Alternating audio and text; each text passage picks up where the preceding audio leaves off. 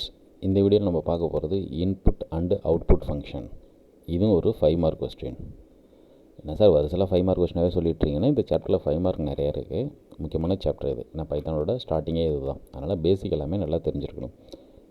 நம்ம ஆல்ரெடி பார்த்துருப்போம் இன்புட்னா என்ன, அவுட்புட்னா என்ன அப்படிங்கிற மாதிரி. ப்ரோக்ராமில் ஒரு இன்புட் வாங்கலாம், இல்லை அவுட்புட் கொடுக்கலாம். நீ ப்ரோக்ராமுக்காக எதாவது வேல்யூ கொடுத்த அப்படின்னா இன்புட், அது எல்லாத்தையும் ப்ராசஸ் பண்ணி உனக்கு அந்த ப்ரோக்ராம் ரிட்டர்ன் பண்ணிச்சுன்னா அவுட்புட் அப்படிங்கிற மாதிரி பார்க்க போகிறோம். இங்கே எப்படி இன்புட் வாங்குறது?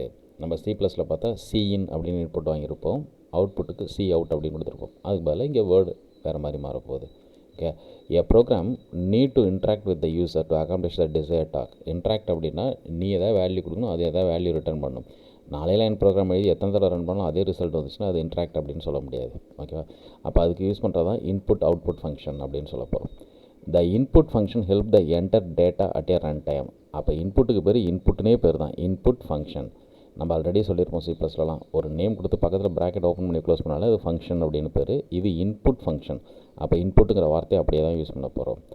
ஸோ அப்போ அவுட்புட்டுக்கு என்ன இருக்குது? அவுட்புட்டுக்கு பிரிண்ட் அப்படின்னு ஒரு ஃபங்க்ஷன் கொடுத்துருக்காங்க. ஸோ இன்புட்னா இன்புட்டை யூஸ் பண்ணிக்கோ, அவுட்புட் அப்படின்னா பிரிண்ட் அப்படிங்கிற மாதிரி ஃபங்க்ஷனை யூஸ் பண்ணிக்க போகிறோம். ஸோ இதை பற்றி தான் டீட்டெயிலாக செக் பண்ண போகிறோம். So first one print function. இது எப்படி நீ பிரிண்ட்டுக்கு எப்படி யூஸ் பண்ண போகிற அப்படிங்கிற மாதிரி சொல்லியிருக்காங்க. இதில் சாதாரணமாக சொல்லியிருக்காங்க. நம்ம என்ன பண்ணிட்டு போகிறோம், ப்ரோக்ராமை வேணும் உனக்கு செக் பண்ணி காட்டிடுறேன். ஸோ ஐடிஎல்இ ஓப்பன் பண்ணிக்க போகிறோம். பைத்தான் எப்படி ஓப்பன் பண்ணுறதுன்னு நமக்கு தெரியும். ஐடிஎல்இ ஓப்பன் பண்ணிட்டோம். அதை ஃபஸ்ட் என்ன பண்ணுவோம், ஃபைல் நியூ, ஓகேவா, அன்டைட்டில்டு அப்படின்னு போட்டுட்டு வந்துருச்சா. இப்போ இதில் தான் டைப் பண்ண போகிறோம். நம்ம ஏற்கனவே பார்த்தோம், A = 10 அப்படின்னு கொடுத்தோம், B = 20 அப்படின்னு கொடுத்தோம், C = A + B அப்படின்னு கொடுத்தோம். பிரிண்ட், இதுதான் அவுட்புட் ஃபங்க்ஷன். பிரிண்ட்டுங்கிறது ஃபங்க்ஷன்.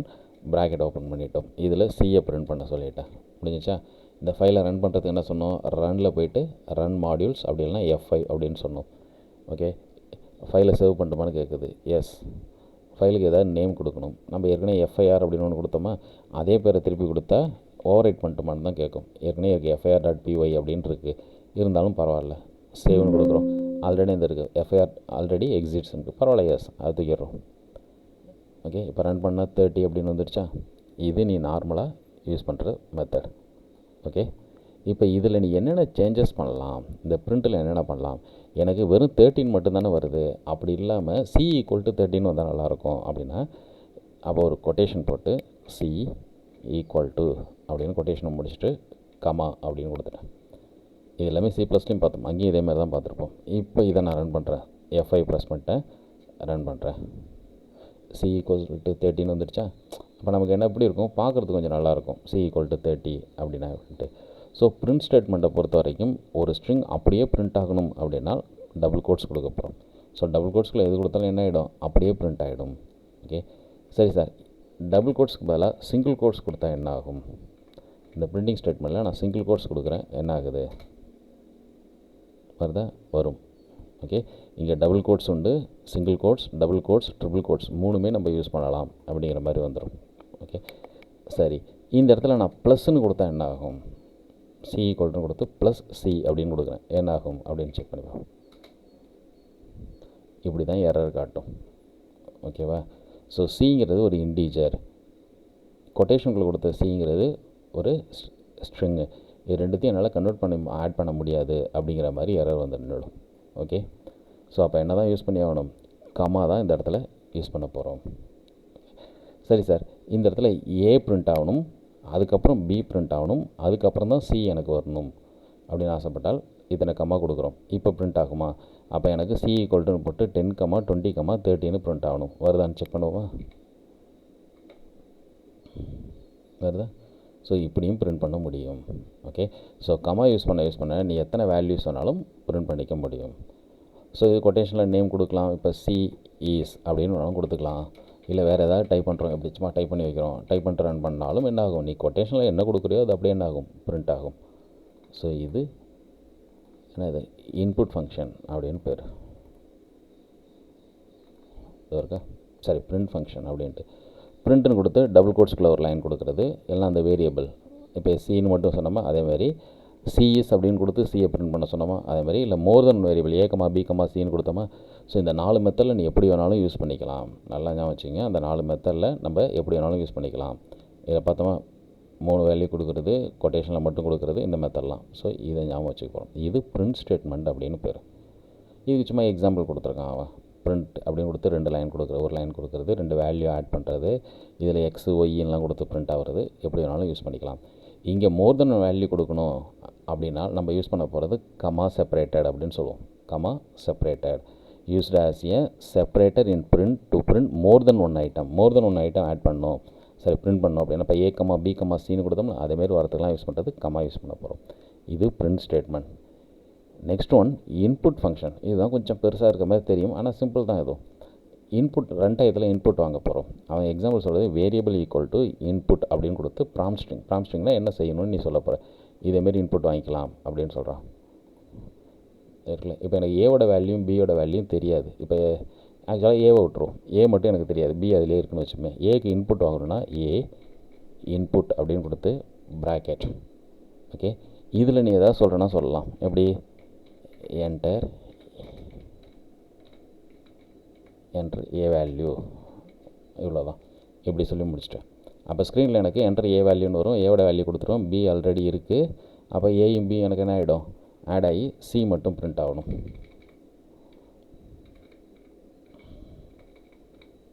இப்படி வச்சுருக்கோம். இதேமாரி எனக்கு பிரிண்ட் ஆகணும். வருதான்னு பார்ப்போமா, ஸ்க்ரீனில் வருதா. என்ட்ரு ஏ வேல்யூ, ஏவோட வேல்யூ 10ன்னு கொடுத்துட்டேன். ஆல்ரெடி பியில் என்ன இருந்துச்சு 20ன்னு இருந்துச்சு, எனக்கு 13 பிரிண்ட் ஆகணுமா. அப்போ சி ஈக்குவல் டு 13 பிரிண்ட் ஆகணும். ஆனால் எரர் வருகிறது. என்ன காரணம், C equal to A plus B அப்படின்னு கொடுத்தா எடுத்துக்கல. அதெல்லாம் கரெக்டாக தானே கொடுத்துருக்கோம், அப்புறம் ஏன் தப்புன்னு வருது, எனக்கு எல்லாம் ரைட்டு தானே, அப்புறம் ஏன் எரர் வருது. ரைட், இதில் இன்னொரு சேஞ்சஸ் பண்ணி காட்டுறேன். அப்போ என்ன வருதுன்னு பார்ப்போம். இங்கேயும் இன்புட் அப்படின்னு கொடுக்குறேன். Okay, input enter B value. Okay, இப்போ ஏயும் பி இன்புட் வாங்குகிறோம். எனக்கு சி எப்படி கொடுக்காம இந்த லைனை நான் தூக்கிடுறேன். இங்கே போய்ட்டு ஏ ப்ளஸ் பி இப்படி கொடுக்குறேன். இப்போ என்ன ஆகுதுன்னு பார்ப்போமா, அதே F5 ப்ரெஸ் பண்ணுறேன். இப்போ ஃபஸ்ட்டு ஸ்க்ரீனில் என்ன வரும், என்ட்ரு ஏ வேல்யூன்னு வந்திருக்குமா, அதே 10 கொடுக்குறேன். Enter B value 20. இப்போ எனக்கு என்ன பிரிண்ட் ஆகிருக்கணும், ஏ ப்ளஸ் பின்னு வந்ததுனால 13 பிரிண்ட் ஆகணுமா. என்ன பிரிண்ட் ஆகுதுன்னு பாருங்கள், 1020ன்னு பிரிண்ட் ஆகுது. 10யும் 20யும் ஆட் பண்ணால் எப்படி 1020 வரும். அப்போ என்ன நடந்திருக்கு அப்படின்னா, அந்த 10 அப்படியே கணக்கில் எடுத்துக்கிச்சு, 20 அப்படியே எடுத்து ரெண்டுத்தையும் சேர்த்துடுச்சு. Concatenation, A and B concatenate பண்ணி 20 கன்கார்டினேஷனாக 2 ஒன்றா சேர்க்குறது. இங்கே அடிஷன் நடக்கவே இல்லை, ஒன்லி என்ன தான் கன்கார்டினேஷனாக நடந்திருக்கு. அப்போ என்ன தப்பு நடந்திருக்கு அப்படின்னா, நல்லா ஞாபகம் வச்சுக்கோ, ஸ்ட்ரிங்கை தான் கன்கார்டினேட் பண்ண முடியும், இன்டிஜரை கன்கார்டினேட் பண்ண முடியாது. அப்போ என்ன பிரச்சனை நடந்திருக்கு அப்படின்னா, இங்கே இன்புட் வாங்கின ஏவை இன்டிஜராக கணக்கில் எடுத்துக்கவே இல்லை. இன்டிஜர்னால் நம்ம ஆல்ரெடி பார்த்துருவோம், ஹோல் நம்பர் அப்படின்னு சொல்லுவோம், நம்பர்ஸ் அப்படின்னு சொல்லுவோம். அப்போ ஏவையும் பியும் நம்பராகவே அது எடுத்துக்கவே இல்லை, என்னவா தான் எடுத்துக்க, லெட்டர்ஸாக மட்டும்தான் கணக்கில் எடுத்துருக்கு. அப்போ இது எனக்கு பிரச்சனை, கால்குலேஷன் பண்ண முடியாது. இல்லை சார், எனக்கு நம்பர் வாங்காமல் எப்படி ப்ரோக்ராம் எழுத முடியும், அப்போ எனக்கு தேவை அப்படின்னு ஃபீல் பண்ணால் இந்த இடத்துக்கு முன்னாடி போய்ட்டு இன்ட் அப்படின்னு ஒரு வார்த்தை கொடுத்து ப்ராக்கெட். ஸோ லாஸ்ட்டில் அந்த ப்ராக்கெட்டை க்ளோஸ் பண்ணிக்கிறோம். ஓகே, இங்கேயும் அதேமாதிரி தான், பிக்கு முன்னாடி இன்ட்டு இப்படி கொடுக்குறோம். இப்போ என்ன ஆகிடும், இன்ட் இன்புட் ஆஃப் அப்படிங்கிறப்ப இதில் நீ கொடுக்குற வேல்யூ கொண்டு வந்து இன்ட்டு ஃபங்க்ஷனில் போடுறதுனால என்ன ஆகிடும், அது இன்டிஜராக மாறிடும், பியும் இன்டிஜராக மாறிடும். இப்போ நான் ரெண்டுத்தையும் ஆட் பண்ணுறேன். ஏவோட வேல்யூ 10, பியோட வேல்யூ 30 வந்துடுச்சா. That's all. அப்போ நல்லா நம்ம ஞாபகம் வச்சுக்க வேண்டியது, இன்புட் ஃபங்க்ஷன் அப்படின்னு யூஸ் பண்ணால் இன்புட்டில் வர எல்லா வேல்யூவும் என்னவாக தான் இருக்கும் அப்படின்னா ஸ்ட்ரிங்காக மட்டும்தான் இருக்கும், இன்டிஜராக வராது. அப்போ எனக்கு இன்டிஜர் வேணும் அப்படின்னா அதை என்னவாக கன்வெர்ட் பண்ணணும், இன்ட் அப்படின்னு கன்வெர்ட் பண்ணால் மட்டும்தான் எடுக்கணும். இப்போ எனக்கு உன்னோட நேமை என்டர் பண்ண சொல்லுங்கள், என்ட்ரி யுவர் நேம் அப்படின்னு கொடுத்தா ஜஸ்ட் இன்புட் அப்படின்னு கொடுத்தா போதும். Enter your age, enter your class, இது மாதிரிலாம் கொடுக்கணும்னா ஓகே. என்ட்ரி யுவர் மார்க்குன்னு கொடுக்கணும், ஆட் பண்ணுறதுக்காக வேணும் அப்படின்னா இன்ட்டு இன்புட் அப்படின்னு யூஸ் பண்ணணும். எதை இன்டிஜராக வேணும்னு நீங்கள் ஃபீல் பண்ணுறியோ அது எல்லாத்துக்கும் என்ன பண்ணியிருக்கணும், இன்ட் அப்படிங்கிற வார்த்தை கொடுத்தா மட்டும்தான் கணக்கில் வரும், இல்லைனா வரவே வராது, எல்லாமே ஸ்ட்ரிங்காக மாறிடும். ஸோ இதுதான் மெயின். இதை கொஞ்சம் ஞாபகம் வச்சுட்டு எழுத ஆரம்பித்தா ஓகே. ஓகே, இது சொல்லியிருக்காங்க. ப்ராம்ப்ட் ஸ்ட்ரிங் அப்படின்னா என்ன? நம்ம ப்ராக்கெட்டில் கொடுத்தோம் என்ட்ரு ஏ வேல்யூ பி வேல்யூன்னு கொடுத்தோம்ல, அதுதான் ப்ராம்ப்ட் ஸ்ட்ரிங் அப்படின்னு பேர். ப்ராம்ப்ட் அப்படின்னா என்னென்னு சொல்கிறேன். இப்போ நாளத்தெல்லாம் பார்த்தா சினிமாலாம் நடிக்கிறப்போ ஒருத்தர் டைலாக் பேசுகிறாருன்னா கீழே நமக்கு தெரியாமல் கேமராவில் தெரியாத அளவுக்கு கீழே உட்காந்துட்டு ஒருத்தர் டைலாகை சொல்லிகிட்டே இருப்பார். அவங்க சொல்ல ஏன்னா நிறைய டைலாக் சொல்ல முடியலை அப்படிங்கிறப்ப இவங்க சொல்ல அவங்க சொல்லுவாங்க. அதுமாரி இங்கே ஸ்க்ரீனில் எனக்கு என்ட்ரு ஏ வேல்யூன்னு சொன்னால் தானே உனக்கு தெரியும் அது ஏவோட வேல்யூ அப்படின்னு சொல்லி அதுக்காக யூஸ் பண்ணுறது. ஓகே, ஸோ இன்புட் ஃபங்க்ஷன் எப்படி இருக்கும்? இன்புட் அப்படின்னு தான் யூஸ் பண்ண போகிறோம். டேட்டாவை ரீட் பண்ணிக்கும், ஸ்டோர் பண்ணிக்கும். ஓகேவா? இருக்கா? ஓகே, நம்ம கொடுத்தா இன்ட்டு என்ட்ரி யுவர் சிட்டியோட பேர் இது மாதிரிலாம் வந்துடும். வெறும் இன்புட்னு கொடுத்தா என்ன ஆகும்? இன்புட்னு கொடுத்தா ஒன்றுமே இருக்காது, ஸ்க்ரீன் மட்டும் அப்படியே எம்டியாக நிற்கும். நம்ம அதில் வேல்யூவை டைப் பண்ண போகிறோம். வெறும் ராஜஸ்தான் அப்படிங்கிற மாதிரி டைப் பண்ணுறது. Okay,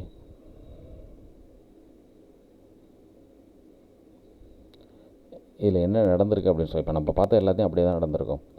the input accept all data as A string. இந்த லைன் அண்டர்லைன் பண்ணி வச்சுங்க, ரொம்ப ரொம்ப முக்கியம். இப்போ சொன்னது தான். இன்புட்டில் கொடுக்குற எல்லா டேட்டாவும் என்னவா எடுத்துக்குன்னா ஸ்ட்ரிங்காக மட்டும்தான் எடுத்துக்கும், நாட் எ நம்பராக கணக்கில் எடுத்துக்காது. ஓகே, இல்லை சார் எனக்கு நம்பர் தான் வேணும். If a numerical value is entered, input value should be explicitly converted into numerical data type அப்படின்னு வந்துடும். ஓகே, அதை நம்பர்ஸாக எனக்கு கன்வெர்ட் பண்ணால் என்ன வேணும்? இன்ட்னு ஒரு ஃபங்க்ஷன் வேணும். Int function used to string data as a integer data.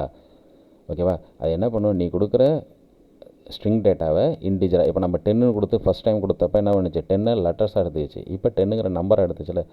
So அதுதான் நல்லா ஞாபகம். Int function used to convert string data as a integer data அப்படின்னு சொல்ல போகிறோம். இது இருக்கா? Enter number a + b 34 56. இதில் இந்த இன்ட்டு அப்படிங்கிற வார்த்தை யூஸ் பண்ணாமல் இருந்தால் இதோட ரிசல்ட் என்ன இருக்கும்? 34 3 4 5 6 அப்படிங்கிற மாதிரி ஆன்சர் வந்திருக்கும். ஸோ இப்போ இன்ட்டுன்னு யூஸ் பண்ணதுனால தான் உனக்கு என்ன ஆகிடுச்சு? இது 90 அப்படிங்கிற மாதிரி ஆன்சர் வருது. ஸோ இதுதான் இன்புட். அவன் சும்மா ஜஸ்ட் அடுத்த எக்ஸாம்பிள் சொல்லியிருப்பாங்க. ஓகே, ஸோ இதுதான் இன்புட் அவுட்புட் ஃபங்க்ஷன் அப்படின்னு பேர். இதை கொஞ்சம் நல்லா பார்த்து வச்சுங்க.